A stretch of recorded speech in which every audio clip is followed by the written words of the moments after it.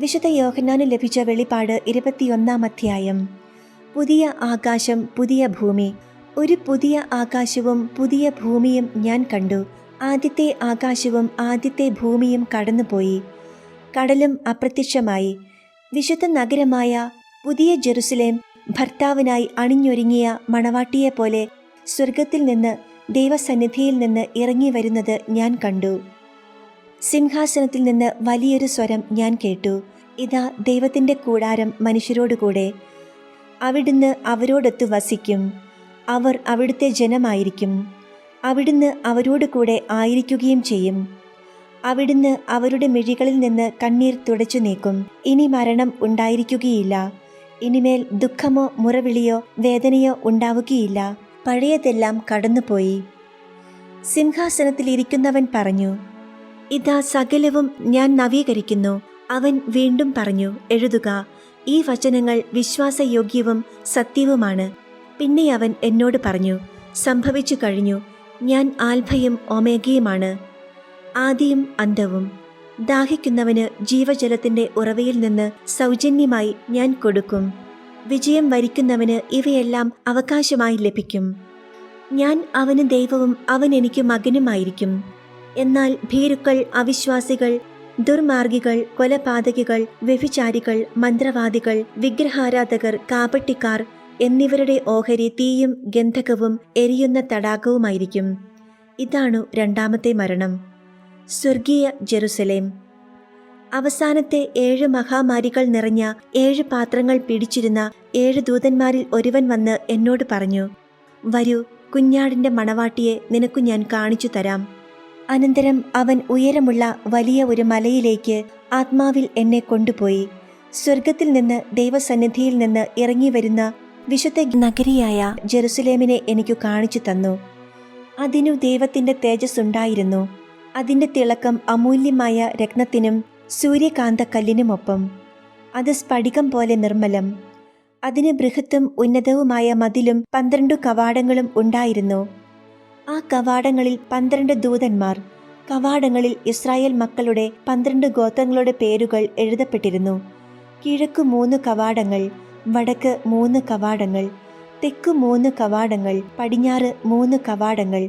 നഗരത്തിൻ്റെ മതിലിന് 12 അടിസ്ഥാനങ്ങൾ ഉണ്ടായിരുന്നു. അവയിന്മേൽ കുഞ്ഞാടിൻ്റെ 12 അപ്പസ്തോലന്മാരുടെ പേരുകളും.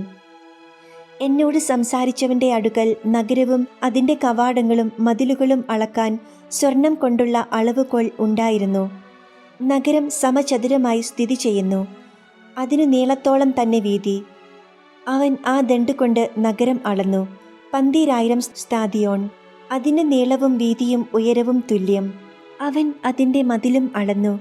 മനുഷ്യൻ്റെ തോതനുസരിച്ച് 144 മുഴം. അതുതന്നെയായിരുന്നു ദൂതൻ്റെ തോതും. മതിൽ സൂര്യകാന്തം കൊണ്ട്, നഗരം തനി സ്വർണം കൊണ്ട് നിർമ്മിച്ചതും സ്ഫടിക തുല്യം നിർമ്മലവുമായിരുന്നു. നഗരമതിലിൻ്റെ അടിസ്ഥാനങ്ങൾ എല്ലാത്തരം രത്നങ്ങൾ കൊണ്ട് അലംകൃതം.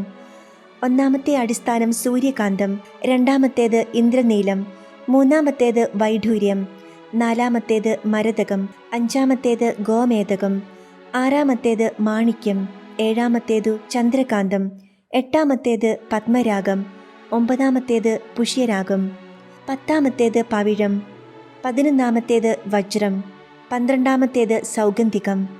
12 കവാടങ്ങൾ 12 മുത്തുകളായിരുന്നു. കവാടങ്ങളിലോരോന്നും ഓരോ മുത്തുകൊണ്ട് ഉണ്ടാക്കപ്പെട്ടിരുന്നു. നഗരത്തിൻ്റെ തെരുവീഥി അച്ചസ്ഫടിക തുല്യമായ തനി തങ്കമായിരുന്നു. നഗരത്തിൽ ഞാൻ ദേവാലയം കണ്ടില്ല. എന്തുകൊണ്ടെന്നാൽ സർവശക്തനും ദൈവവുമായ കർത്താവും കുഞ്ഞാടുമാണ് അതിലെ ദേവാലയം. നഗരത്തിന് പ്രകാശം നൽകാൻ സൂര്യൻ്റെയോ ചന്ദ്രൻ്റെയോ ആവശ്യമുണ്ടായിരുന്നില്ല. ദൈവ തേജസ് അതിനെ പ്രകാശിപ്പിച്ചു. അതിൻ്റെ ദീപം കുഞ്ഞാടാണ്. അതിൻ്റെ പ്രകാശത്തിൽ ജനതകൾ സഞ്ചരിക്കും. ഭൂമിയിലെ രാജാക്കന്മാർ തങ്ങളുടെ മഹത്വം അതിലേക്ക് കൊണ്ടുവരും. അതിൻ്റെ കവാടങ്ങൾ പകൽ സമയം അടയ്ക്കപ്പെടുകയില്ല. അവിടെയാകട്ടെ രാത്രി ഇല്ലതാനും.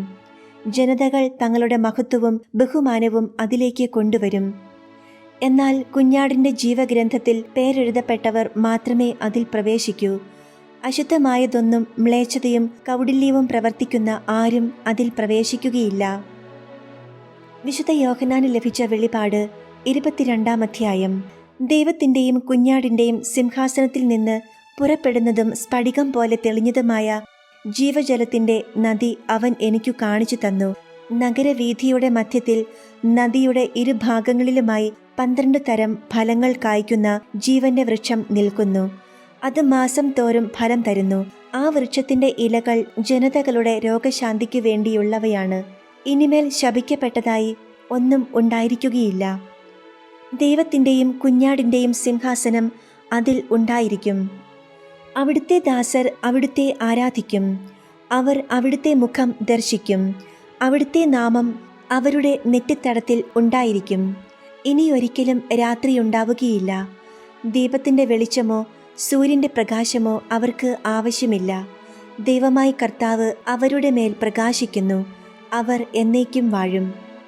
ക്രിസ്തുവിൻ്റെ പ്രത്യാഗമനം. അവൻ എന്നോട് പറഞ്ഞു, ഈ വചനങ്ങൾ വിശ്വാസയോഗ്യവും സത്യവുമാണ്. ഉടനെ സംഭവിക്കാനിരിക്കുന്ന കാര്യങ്ങൾ തൻ്റെ ദാസർക്കു കാണിച്ചു കൊടുക്കാനായി പ്രവാചക ആത്മാക്കളുടെ ദൈവമായ കർത്താവ് തൻ്റെ ദൂതനെ അയച്ചിരിക്കുന്നു. ഇതാ ഞാൻ വേഗം വരുന്നു. ഈ പുസ്തകത്തിലെ പ്രവചനങ്ങൾ കാക്കുന്നവൻ ഭാഗ്യവാൻ. യോഹന്നാനായ ഞാൻ ഇതു കേൾക്കുകയും കാണുകയും ചെയ്തു. ഇവ കേൾക്കുകയും കാണുകയും ചെയ്തപ്പോൾ ഇവ കാണിച്ചു തന്ന ദൂതനെ ആരാധിക്കാൻ ഞാൻ അവൻ്റെ കാൽക്കൽ വീണു. അപ്പോൾ അവൻ എന്നോട് പറഞ്ഞു, അരുത്, ഞാൻ നിന്റെയും നിന്റെ സഹോദരന്മാരായ പ്രവാചകന്മാരുടെയും ഈ ഗ്രന്ഥത്തിലെ വചനങ്ങൾ കാക്കുന്നവരുടെയും സഹദാസനാണ്. ദൈവത്തെ ആരാധിക്കുക. വീണ്ടും അവൻ എന്നോട് പറഞ്ഞു, ഈ ഗ്രന്ഥത്തിലെ പ്രവചനങ്ങൾ നീ മുദ്രിതമായി സൂക്ഷിക്കേണ്ട. എന്തെന്നാൽ സമയം അടുത്തിരിക്കുന്നു. അനീതി ചെയ്തിരുന്നവർ ഇനിയും അനീതി ചെയ്തു കൊള്ളട്ടെ. പാപക്കറ പുരണ്ടവൻ ഇനിയും അങ്ങനെ തന്നെ കഴിഞ്ഞുകൊള്ളട്ടെ. നീതിമാൻ ഇനിയും നീതി പ്രവർത്തിക്കട്ടെ. വിശുദ്ധൻ ഇനിയും വിശുദ്ധീകരിക്കപ്പെടട്ടെ. ഇതാ ഞാൻ വേഗം വരുന്നു. എൻ്റെ സമ്മാനവും ഞാൻ കൊണ്ടുവരുന്നുണ്ട്. ഓരോരുത്തർക്കും സ്വന്തം പ്രവൃത്തികൾക്കനുസൃതം പ്രതിഫലം നൽകാനാണ് ഞാൻ വരുന്നത്. ഞാൻ ആൽഫയും ഒമേഗയുമാണ്, ഒന്നാമനും ഒടുവിലത്തവനും ആദിയും അന്തവും. ജീവന്റെ വൃക്ഷത്തിന്മേൽ അവകാശം ലഭിക്കാനും കവാടങ്ങളിലൂടെ നഗരത്തിലേക്ക് പ്രവേശിക്കാനും തങ്ങളുടെ അങ്കികൾ കഴുകി ശുദ്ധിയാക്കുന്നവർ ഭാഗ്യവാന്മാർ. നായ്ക്കളും മന്ത്രവാദികളും വ്യഭിചാരികളും കൊലപാതകികളും വിഗ്രഹാരാധകരും അസത്യത്തെ സ്നേഹിക്കുകയും അത് പ്രവർത്തിക്കുകയും ചെയ്യുന്ന സകലരും പുറത്ത്. യേശുവായ ഞാൻ സഭകളെക്കുറിച്ച് നിങ്ങൾക്കു സാക്ഷ്യപ്പെടുത്തുന്നതിനു വേണ്ടി എൻ്റെ ദൂതനെ അയച്ചു. ഞാൻ ദാവീദിൻ്റെ വേരും സന്തതിയുമാണ്, പ്രഭാപൂർണനായ പ്രഭാത നക്ഷത്രം. ആത്മാവും മണവാട്ടിയും പറയുന്നു, വരുക. കേൾക്കുന്നവൻ പറയട്ടെ, വരുക. ദാഹിക്കുന്നവൻ വരട്ടെ. ആഗ്രഹമുള്ളവൻ ജീവന്റെ ജലം സൗജന്യമായി സ്വീകരിക്കട്ടെ. ഉപസംഹാരം. ഈ പുസ്തകത്തിലെ പ്രവചനങ്ങൾ ശ്രവിക്കുന്ന എല്ലാവരോടും ഞാൻ സാക്ഷ്യപ്പെടുത്തുന്നു. ആരെങ്കിലും ഈ വചനങ്ങളോട് എന്തെങ്കിലും കൂട്ടിച്ചേർത്താൽ ഈ പുസ്തകത്തിൽ വിവരിക്കപ്പെട്ടിരിക്കുന്ന മഹാമാരികൾ ദൈവം അവൻ്റെ മേൽ അയക്കും. ഈ പുസ്തകത്തിലെ പ്രവചനങ്ങളിൽ നിന്ന് ആരെങ്കിലും എന്തെങ്കിലും എടുത്തു കളഞ്ഞാൽ ഈ പുസ്തകത്തിൽ വിവരിക്കപ്പെട്ടിരിക്കുന്ന വിശുദ്ധ നഗരത്തിലും ജീവന്റെ വൃക്ഷത്തിലുമുള്ള അവൻ്റെ പങ്ക് ദൈവം എടുത്തു കളയും. ഇതു സാക്ഷ്യപ്പെടുത്തുന്നവൻ പറയുന്നു, അതെ, ഞാൻ വേഗം വരുന്നു. ആമേൻ. കർത്താവായ യേശുവേ, വരണമേ. കർത്താവായ യേശുവിൻ്റെ കൃപ എല്ലാവരോടും കൂടെ ഉണ്ടായിരിക്കട്ടെ.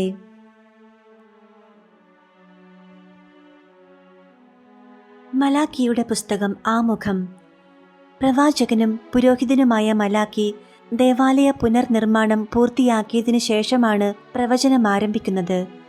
നെഹമിയ ദേശാധിപതിയാകുന്നതിന് മുൻപായിരിക്കണം അത്. കൃത്യമായ കാലനിർണയം എളുപ്പമല്ല. ദേവാലയ പുനർനിർമ്മാണത്തിന് ശേഷവും വരൾച്ചയ്ക്കും വിളനാശത്തിനും തുടരെ ഇരയായിക്കൊണ്ടിരുന്ന ജനം ദൈവവിശ്വാസത്തിൻ്റെയും ദൈവസേവനത്തിൻ്റെയും പ്രസക്തിയെ തന്നെ ചോദ്യം ചെയ്യാൻ തുടങ്ങി. അത്തരം ചോദ്യങ്ങൾക്കുള്ള മറുപടിയായിട്ടാണ് ഗ്രന്ഥം രചിച്ചിരിക്കുന്നത്. ദൈവത്തിൻ്റെ സ്നേഹത്തെപ്പറ്റി സംശയിക്കരുത്. അവിടുത്തെ നാമം അശുദ്ധമാകാതെ നിർമ്മലമായ ബലിയർപ്പിക്കുക. ദൈവത്തോട് അവിശ്വസ്തത കാട്ടുകയോ അവിടുത്തെ അസഹ്യപ്പെടുത്തുകയോ അരുത്. ദൈവത്തിങ്കിലേക്ക് തിരിച്ചു വരിക. അവിടുത്തെ സേവിക്കുന്നവർക്ക് പ്രതിഫലം ലഭിക്കും. കർത്താവിൻ്റെ ദിനം ആഗതമാകുന്നതിന് മുൻപ് അവിടുന്ന് ഏലിയായെ വീണ്ടും അയക്കും. ഇത്രയുമാണ് 6 ചോദ്യങ്ങളും അവയ്ക്കുള്ള മറുപടിയും വഴി ഗ്രന്ഥകാരൻ നൽകുന്ന സന്ദേശം. ജനത്തിനിടയിലെ അനീതിയും ചൂഷണവും ജനത്തിന് നേതൃത്വം നൽകുന്നതിന് പകരം അവരെ വഴിതെറ്റിക്കുന്ന ഇടയന്മാരുടെ ഉത്തരവാദിത്വമില്ലായ്മയും പ്രവാചകന്റെ രൂക്ഷമായ വിമർശനത്തിന് പാത്രമാകുന്നുണ്ട്. മലാക്കി 1-ാം അധ്യായം. ദൈവവും ജനവും. കർത്താവ് മലാക്കിയിലൂടെ ഇസ്രായേലിനു നൽകിയ അരുളപ്പാട്. കർത്താവ് അരുളി ചെയ്യുന്നു, ഞാൻ നിങ്ങളെ സ്നേഹിച്ചു. എന്നാൽ നിങ്ങൾ ചോദിക്കുന്നു, എങ്ങനെയാണ് അങ്ങ് ഞങ്ങളെ സ്നേഹിച്ചത്? കർത്താവ് അരുളി ചെയ്യുന്നു, ഏസാവ് യാക്കോബിന്റെ സഹോദരനല്ലേ? എന്നിട്ടും ഞാൻ യാക്കോബിനെ സ്നേഹിക്കുകയും ഏസാവിനെ വെറുക്കുകയും ചെയ്തു. ഞാൻ അവന്റെ മലമ്പ്രദേശം ശൂന്യമാക്കി, അവന്റെ അവകാശത്തെ മരുഭൂമിയിലെ കുറുനരികൾക്ക് വിട്ടുകൊടുത്തു. ഞങ്ങൾ തകർക്കപ്പെട്ടു, എന്നാൽ ഞങ്ങളുടെ നഷ്ടശിഷ്ടങ്ങൾ ഞങ്ങൾ പുനരുദ്ധരിക്കുമെന്ന് ഏദോം പറഞ്ഞാൽ സൈന്യങ്ങളുടെ കർത്താവ് അരുളി ചെയ്യുന്നു, അവർ പണിയട്ടെ. ദുഷ്ടജനമെന്നും കർത്താവിന്റെ കോപം എന്നേക്കും വഹിക്കുന്ന ജനപദമെന്നും അവർ വിളിക്കപ്പെടുന്നതുവരെ ഞാൻ അത് ഇടിച്ചു തകർക്കും. സ്വന്തം കണ്ണുകൊണ്ട് തന്നെ ഇതു കണ്ടിട്ട് നിങ്ങൾ പറയും, ഇസ്രായേലിന്റെ അതിർത്തികൾക്കപ്പുറത്ത് കർത്താവ് അത്യുന്നതനാണ്. ആരാധനയിലെ അപാകതകൾ. പുത്രൻ പിതാവിനെയും ദാസൻ യജമാനനെയും ബഹുമാനിക്കുന്നു. എന്റെ നാമത്തെ നിന്ദിക്കുന്ന പുരോഹിതന്മാരെ, സൈന്യങ്ങളുടെ കർത്താവായ ഞാൻ നിങ്ങളോട് ചോദിക്കുന്നു, ഞാൻ പിതാവാണെങ്കിൽ എനിക്കുള്ള ബഹുമാനം എവിടെ?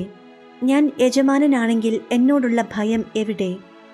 എങ്ങനെയാണ് അങ്ങയുടെ നാമത്തെ ഞങ്ങൾ നിന്ദിച്ചതെന്ന് നിങ്ങൾ ചോദിക്കുന്നു. മലിനമായ ഭക്ഷണം നിങ്ങൾ എൻ്റെ ബലിപീഠത്തിൽ അർപ്പിച്ചു. എങ്ങനെയാണ് ഞങ്ങൾ അത് മലിനമാക്കിയത് എന്ന് നിങ്ങൾ ചോദിക്കുന്നു. കർത്താവിൻ്റെ ബലിപീഠത്തെ നിസ്സാരമെന്നു നിങ്ങൾ കരുതി. കാഴ്ചയില്ലാത്ത മൃഗങ്ങളെ നിങ്ങൾ ബലിയർപ്പിച്ചാൽ അത് തിന്മയല്ലേ? മുടന്തുള്ളതിനെയും രോഗം ബാധിച്ചതിനെയും അർപ്പിച്ചാൽ അത് തിന്മയല്ലേ? അത് നിങ്ങളുടെ ഭരണാധികാരിക്കു കാഴ്ചവെച്ചാൽ അവൻ സന്തുഷ്ടനാവുകയോ നിങ്ങളോട് പ്രീതി കാണിക്കുകയോ ചെയ്യുമോ?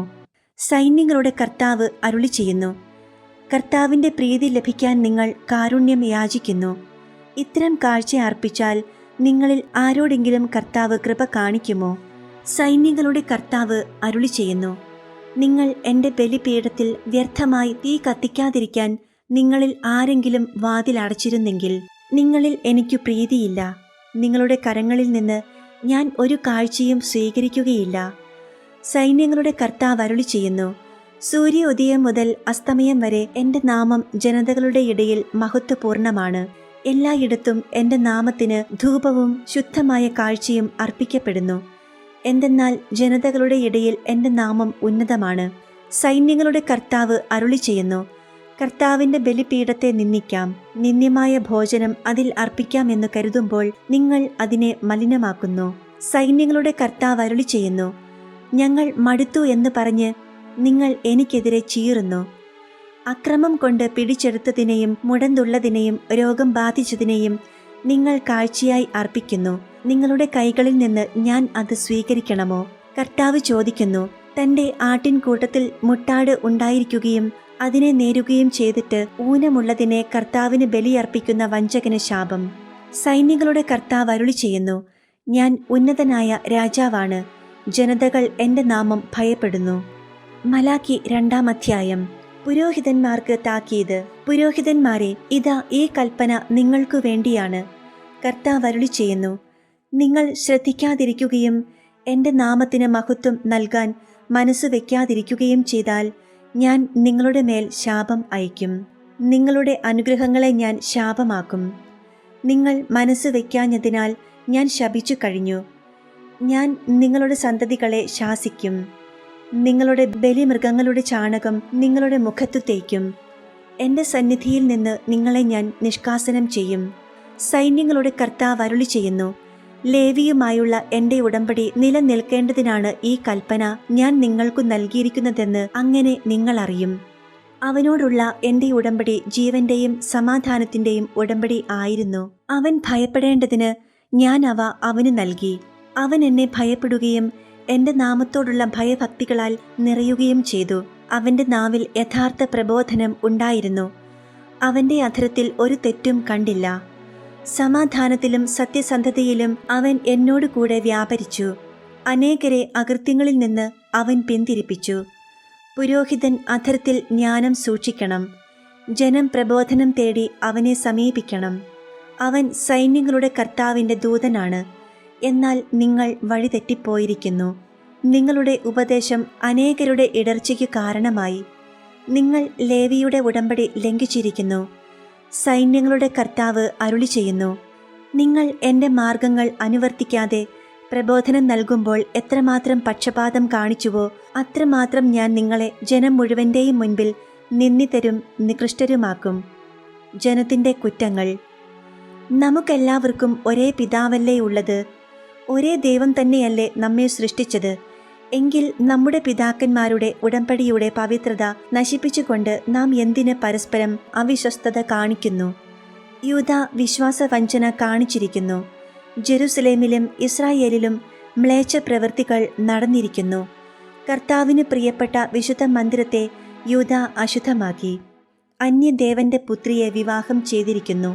ഇങ്ങനെ ചെയ്യുന്നവനു വേണ്ടി സാക്ഷ്യം നിൽക്കുകയോ സൈന്യങ്ങളുടെ കർത്താവിന് കാഴ്ചയർപ്പിക്കുകയോ ചെയ്യുന്നവനെ യാക്കോബിന്റെ കൂടാരത്തിൽ നിന്ന് കർത്താവ് വിച്ഛേദിക്കട്ടെ. നിങ്ങൾ ഇതും ചെയ്യുന്നു. അവിടുന്ന് നിങ്ങളുടെ കാഴ്ചകളെ പരിഗണിക്കുകയോ അതിൽ പ്രസാദിക്കുകയോ ചെയ്യാത്തതിനാൽ നിങ്ങൾ തേങ്ങിക്കരഞ്ഞ് കർത്താവിൻ്റെ ബലിപീഠം കണ്ണീര് കൊണ്ട് മൂടുന്നു. എന്തുകൊണ്ട് അവിടുന്ന് ഇത് സ്വീകരിക്കുന്നില്ല എന്നു നിങ്ങൾ ചോദിക്കുന്നു.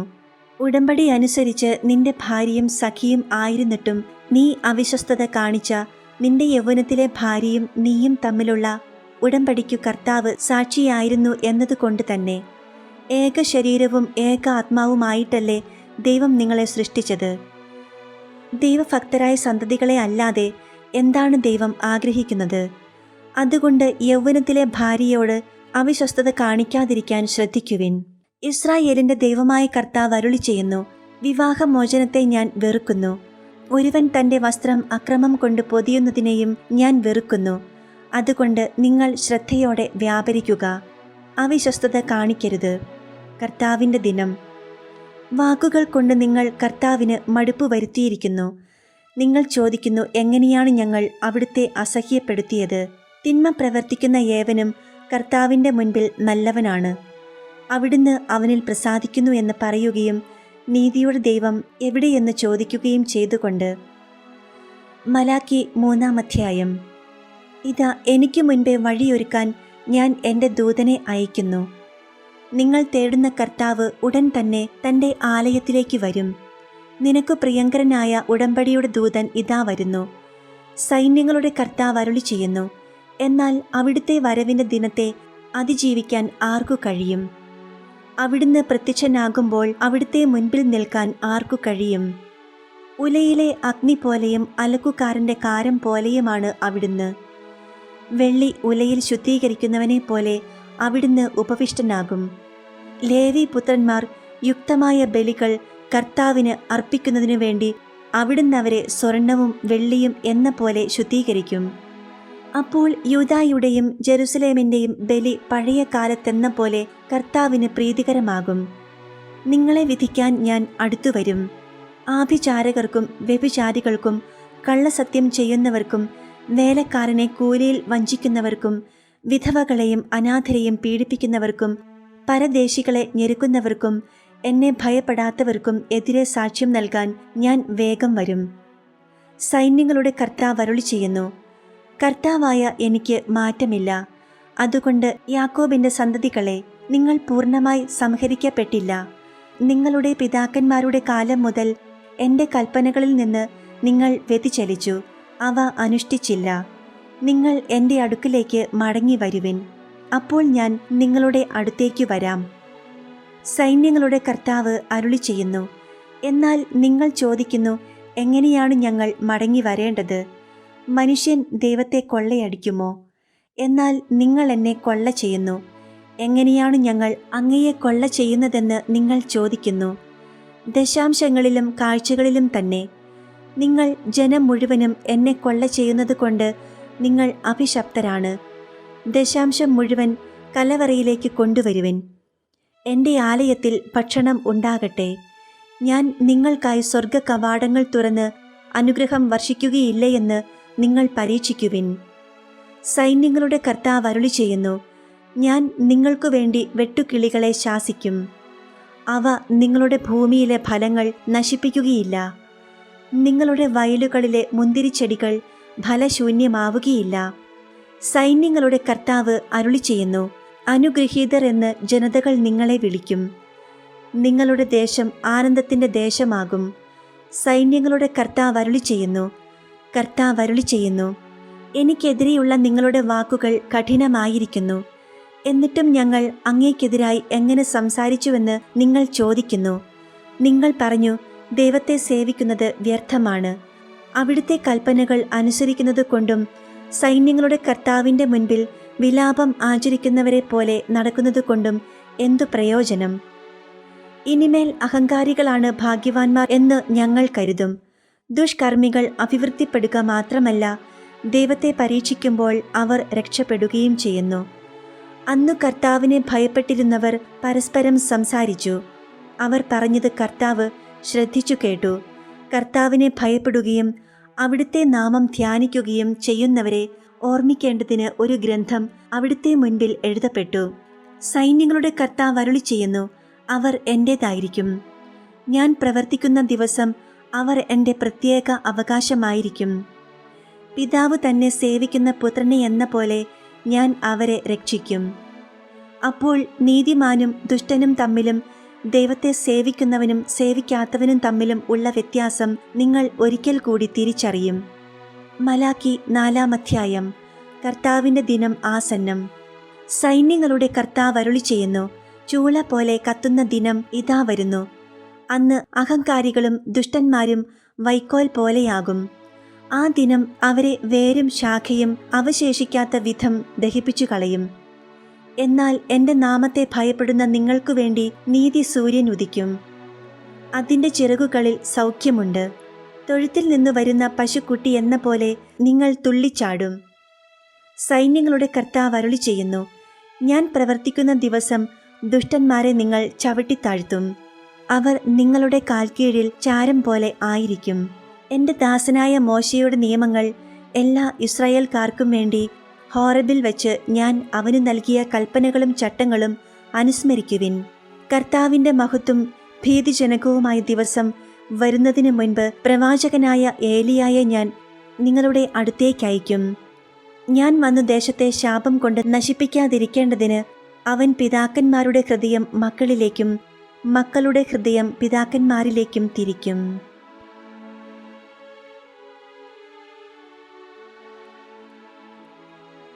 പ്രഭാഷകൻ 51-ാം അധ്യായം.